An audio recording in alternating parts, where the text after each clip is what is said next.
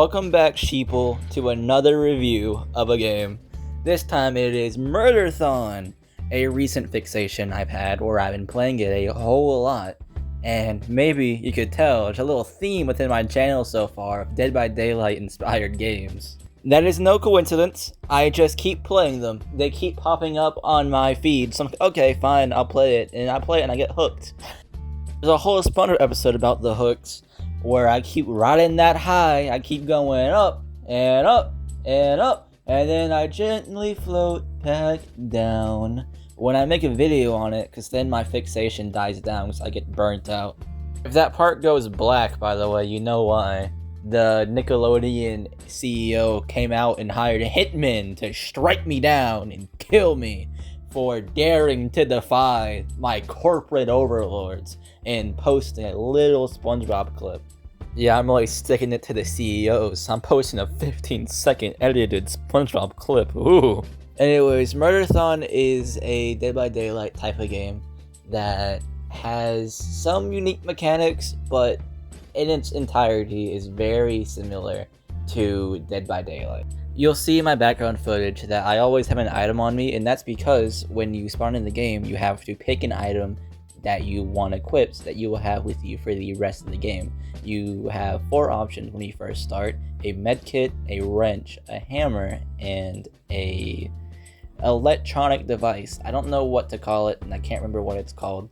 All of them do very different things. Medkit, you can self-heal or heal someone else faster. Wrench, you can disable chairs for 5 seconds.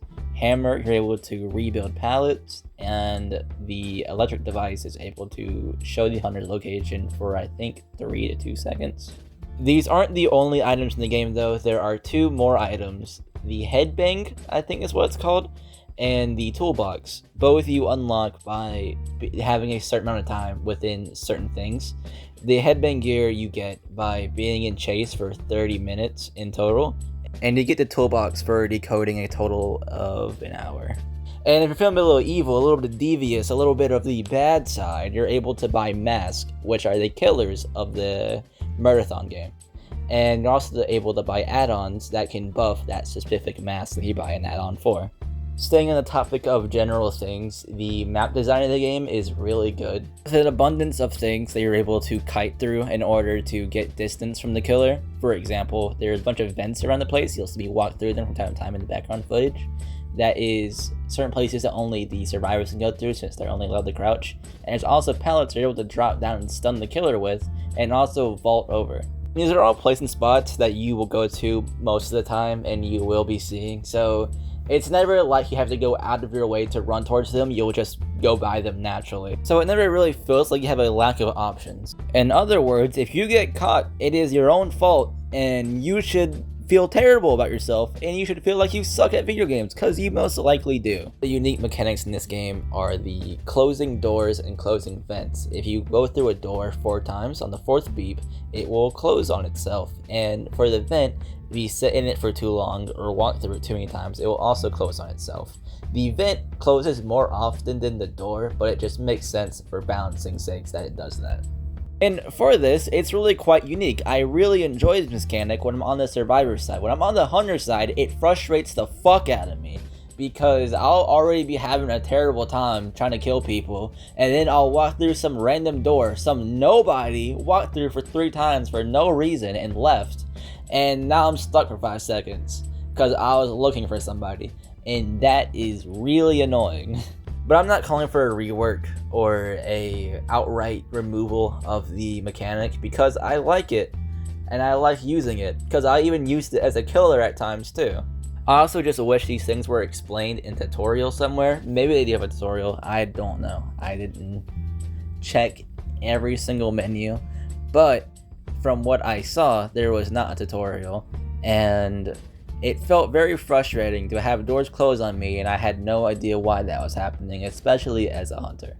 And this brings me to one of my points, which is there's no tutorial, and so it makes it very hard to understand all the mechanics, because none of them are being told to you directly, except for the mask. The mask and the items, they tell you that directly when you hover over them. But for the door mechanic and the vent mechanic, you don't really know why it's doing that. You don't understand why it's doing that unless you put 2 and 2 together. which, yeah, critical thinking could get you all the way there, but at the same time, it would be nice to have a tutorial that tells you that, hey, if you walk through the store 4 times, it will close on itself. There's even some doors that won't do that, and so it makes it even more confusing for new players. From that, one of the other good parts of this game are the OSTs. The chase themes and layers for each of the masks are really, really good. And you may hear a couple of them in the background as I'm going to keep the audio on in the game. And another good part is that in the menu of the game, you are able to check out each layer of the OST and even the chase theme if you go into the menu and click on a certain mask. So far, my favorite themes have been the Mask of Jammed and the Mask of Ripe, both having great OSTs. On top of that, the presentation of the game, especially from the beginning, looks really good and promising, especially with the menus, as nothing's really left too confusing when you click on them, and they all give you important information and provide it in a way that's easy and digestible. Now that I'm done being all sunshine and rainbows, it's time for the killer, and it's time for me to bitch. Yeah, you like that? You like how it started on beat and shit? Yeah, that was so clean. Oh my, I love editing, dude. I fucking love editing. Anyways, this song's appropriate as it's titled River of Despair, and that's how I felt when I started playing Killer, because I bought one of the worst killers as my first killer. It's so bad, I actively refused to play them for background footage because I was going to try to in order to prove a point and show you how bad it is, but I went back and I wanted to rip my skull out. And so I decided, hey, I'm not going to do that. I'm not going to make myself suffer just for your enjoyment. So I bought the Mask of Sin, which its whole thing says meant to be fast-paced gameplay where you don't get stunned and you have a move that insta-kills everybody. This is good on paper, really good in fact, crazily strong, I bet you. But see, the issue is I'm on console, and so moving around is like turning around a fucking tank. And I think it's by design, because if you look at the gameplay in front of you right now, my turning speed isn't that bad, but my turning speed feels so much worse when I'm on Mask of Sin. Maybe this is just like a Mandela effect, no, not Mandela, a placebo effect, but it feels like my turning is so much worse on Mask of Sin, which is terrible when you're launching yourself at Mach 10 trying to swing at somebody, but can't, because someone's just walking around you, doing circles around you, because you don't have a mouse. Could I connect a mouse in order to do it? Yeah, sure, but I shouldn't have to. I really should not have to. Instead, what the game could have done is give me an option to mess with my y-axis. Give me an option to have my input sensitivity be higher to make up for the lack of dynamic sensitivity. But no, instead I had to sit there and suffer after dropping 4,000 gems on it, which takes about an hour of gameplay to get, probably more, just to suffer, just to want to bungee jump with my dick. Like, I was so pissed off. I hated every second of it. I hated not knowing things, like the closing doors. I hated fighting people because God knows all they can do is walk circles around me and I can't do nothing because I gotta spin around at the speed of a tank, at the speed of smell. Genuinely, it was so bad, I almost dropped the game in its entirety because I was so pissed off and I didn't want to have that around me at the moment. I didn't want to have that ruin my like mental. So like, okay, fine, I'm gonna stop playing. But I kept pushing because the game was good. I did enjoy playing the game. For some reason, I don't know if this is exclusively the Mask of Sin or some other masks too, but my lag felt so much bigger when I was on the Mask of Sin compared to the other masks, and I think it's due to the model, which, by the way, the Mask of Sin is fucking ugly. I don't know how the hell it caused me all that lag when it looks like absolute dog shit, but that's besides the point. I was lagging my ass off every time I joined the match and was using the Mask of Sin, and it's probably due to how many polygons or whatever. It's probably due to being not optimized, and not everything can be optimized in the game, and they can figure it out slowly, and I hope they do. If Murderthon devs are watching this, which I don't know why you would be, I'm a small content creator just doing shit, but If you are, please try to optimize your models more, because there's no reason I should be lagging on the Mask of Sin compared to these other masks. And there's so much bullshit that can happen when you're the killer. For example, when someone's fallen down, if they go by a trap or go by a closet, you are able to make them check it 100% of the time, because your grabbing doesn't take priority. Everything else does. I don't know why grabbing a down survivor takes the least priority. I feel like that'd be the biggest #1 priority out of everything, but it just makes no sense to me. And it's happened to me multiple times where it's like 007 cosplay. Maybe I can find the background footage and show you. Just decided to sit back by the closet, by a couple other people, by my traps, so they could buy as much time as possible. And sue me. Sue me. I abuse it myself too. Yeah, okay. But listen, alright? If the game is gonna have it, and it's gonna be abused against me, I'm gonna abuse it against others, because I'm gonna buy as much time for my teammates as possible, so leave me the hell alone.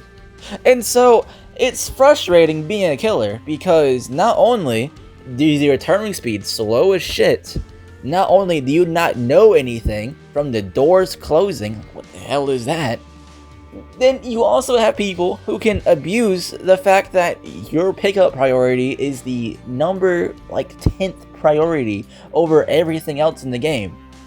It all comes together to be this conglomerate of the most frustrating experience I've ever had being a killer in any game. And that's saying a whole lot, because I played Forsaken against a whole team of Shadletskis, and they beat my ass. They jumped me. But even that wasn't as frustrating as it is, because it feels like they can actively do nothing. I can't do anything to stop this. At least when it's Forsaken, I can say I had a skill issue. I can say I had a continuous lapse in my judgment. But here, what can I say? I can't do nothing.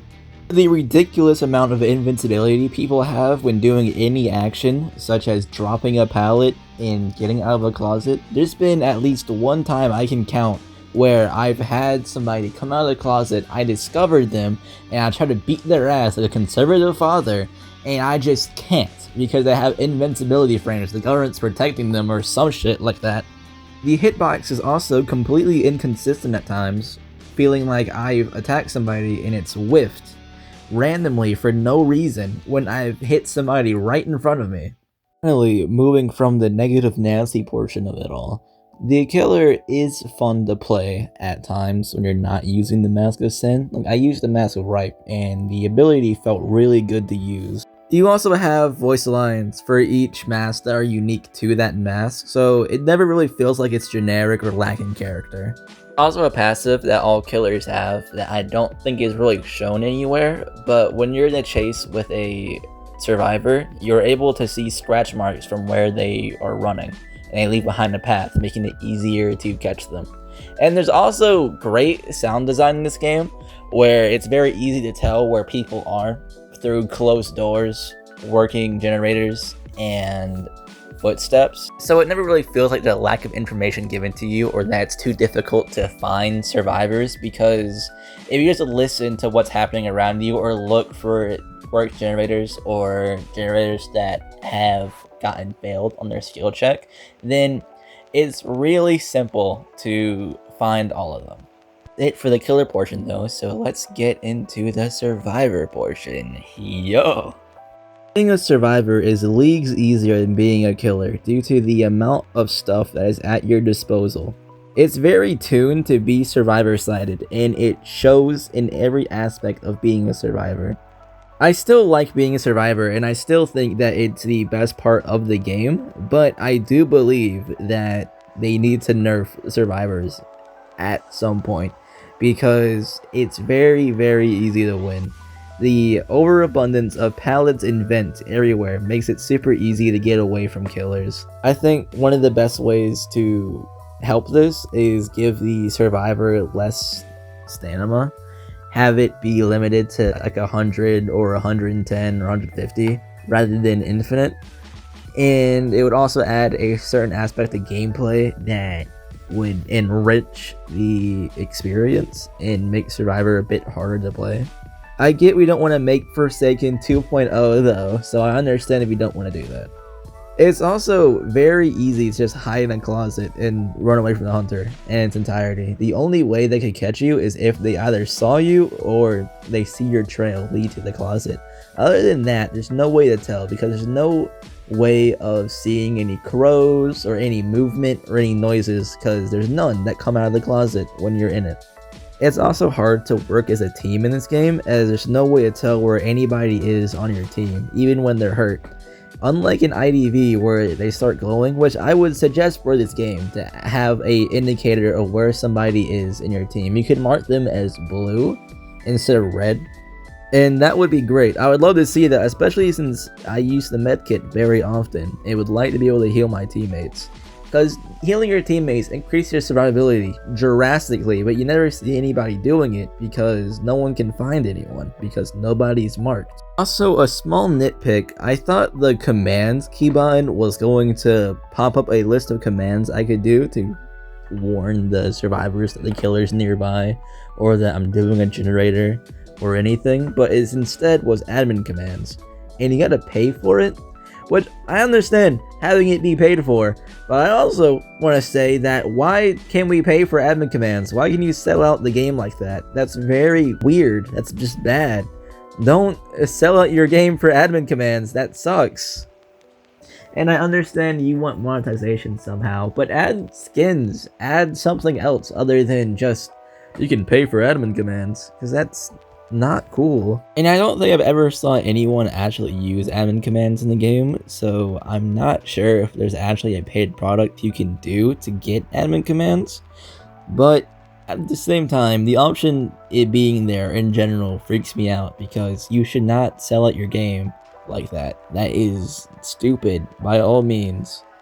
On the other hand though, being a survivor is very fun and very rewarding too, especially with the skill checks that are hard and complicated to do, but once you get a grasp of them, they're very easy. Because you'll see my background footage right now, I'm doing a generator, and the skill checks are a combination of keys, kind of like a quick time event in some games. And it's much better than the simple brainless, oh, gotta press R1. Man, I sure am doing it now. It's way better than that. That's why I like Forsaken, because the puzzles aren't brainless, you actually have to think for them. And there's been times where I've screwed up the puzzle I wasn't thinking or I misclicked, and that's awesome. I love the ability to screw up the puzzle even after I've gotten good with them and have done them for a long time. And all of the gears feel very useful and easy to use.